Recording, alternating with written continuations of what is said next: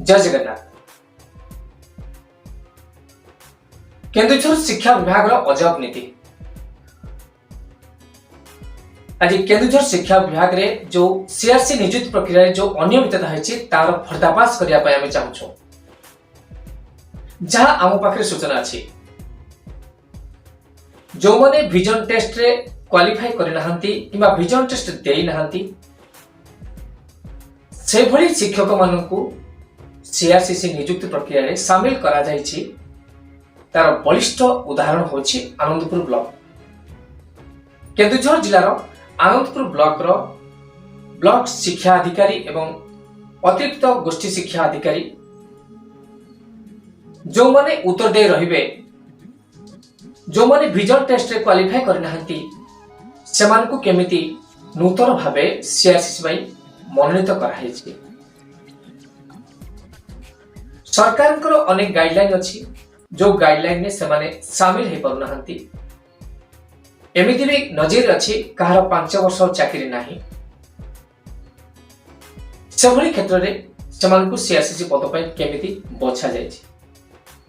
आमे जदि कहिबा ग्रामांचल शिक्षा व्यवस्था को सजाड़िया पे सरकार जो व्यवस्था करछंती सीआरसीसी माने समस्त रकम विवरणी टेक्निक विवरणी की ब्लॉक एजुकेशन ऑफिस पर्यंत पहुंचेबे एवं शिक्षा समस्या दूरीभूत करने सेमानकर प्रमुख भूमिका रहुछि।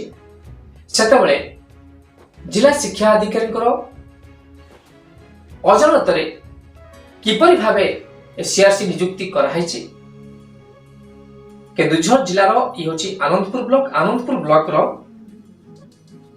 गहलमुंडा पणसडीहा तरतरा शालबणी कोळीमाटी एवं ढकड़ा ये 6टा क्लस्टर रे जो सीआरसी की नियुक्ति दिया है जो मानकर ट्रेनिंग ऑलमोस्ट आरंभ हो सेमाने विजन टेस्ट रे क्वालिफाई करना विजन टेस्ट दे ना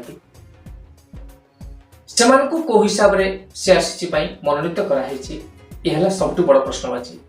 विगत दिन में जो माने विजन टेस्ट देथिले सेमानक भितरु 7 जन मनोनीत होते एवं 2 जन मनोनीत हो पार नथिले विजन टेस्ट रे।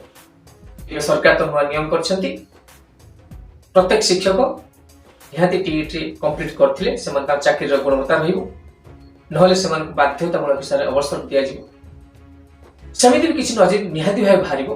किंतु वर्तमान जो कथा उठुछि जो माने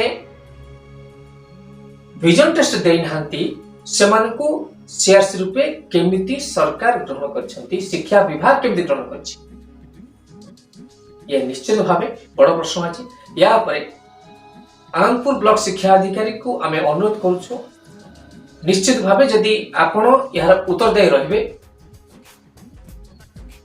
एई 6 जन सीआरसी जो मानकु नियुक्ति प्रक्रिया आपण देइछंती एवं सेमानकु जिला रे ट्रेनिंग पई पठौछंती तो सेमानकु केमिति आपण काहा ठारू परमिशन आनी को ग्राउंड रे सेमाने सीआरसी पद पई मनोनीत हिचंती ताहा उत्तर रखिया पई आपण बाध्य।